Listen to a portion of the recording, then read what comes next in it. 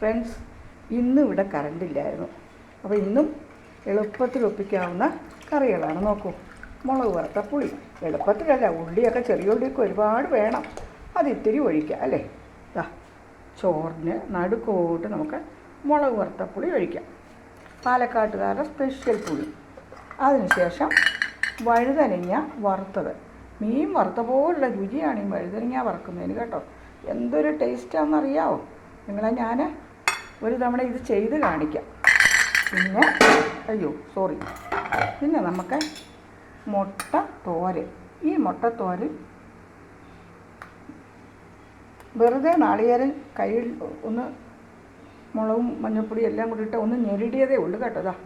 ഇത് മുട്ട ചിക്കി തോർത്തിയിട്ട് അതിലേക്ക് ഒരു പിടി നമ്മുടെ സാമ്പാർ ജീരകം കൂടിയിട്ട് ഉലർത്തി എടുത്തതാണ്. വളരെ പോഷകമൂല്യം.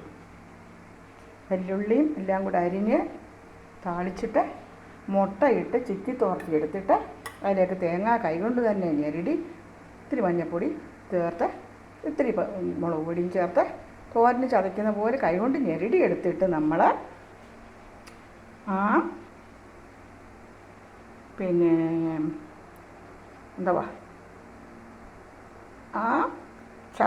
തോരൻ്റെ ആ കൂട്ടിനെ അതിലേക്ക് ഇട്ടിട്ട് ഉള്ളി എല്ലാം കൂടെ, ചെറിയുള്ളി വലിയുള്ളി രണ്ടും മിക്സ് ചെയ്ത് ചേർത്തു. എന്നിട്ട് അതിനെ ചിക്കി തോർത്തി എടുത്തിട്ട് അതിലേക്ക് ഒരു പിടി സാമ്പാർ ജീരയുടെ ഇലയും കൂടെ എടുത്തു. ഇനി സംഭാരം ഉണ്ടാക്കി വെച്ചിട്ടുണ്ട്. പിന്നെ തൈരുമുണ്ട്.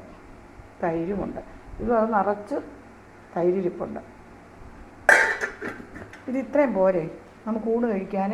നോക്കൂ, വളരെ വിഭവസമൃദ്ധമൊന്നും അല്ലെങ്കിലും സിമ്പിളായിട്ടുള്ള റിച്ചായിട്ടുള്ള ഒരു നല്ല ഊണാണിന്ന് കേട്ടോ. വഴുതനങ്ങ വറുത്തത്, മുട്ടയും സാമ്പാർ ജീരയുടെ ഇലയും കൂടെയുള്ള ഉള്ളിയും കൂടെയുള്ള തോരൻ, മുളക് വറുത്ത പുളി, സംഭാരം, തൈര്. അപ്പോൾ എല്ലാവരും ഊണ് കഴിക്കാൻ വരണം കേട്ടോ. കറണ്ടില്ലാത്തപ്പം അരയ്ക്കാതെ ചെയ്യാൻ പറ്റുന്ന സിമ്പിൾ കൂട്ടാനുകൾ. എന്നാൽ പോഷകമൂല്യമാണ് കേട്ടോ.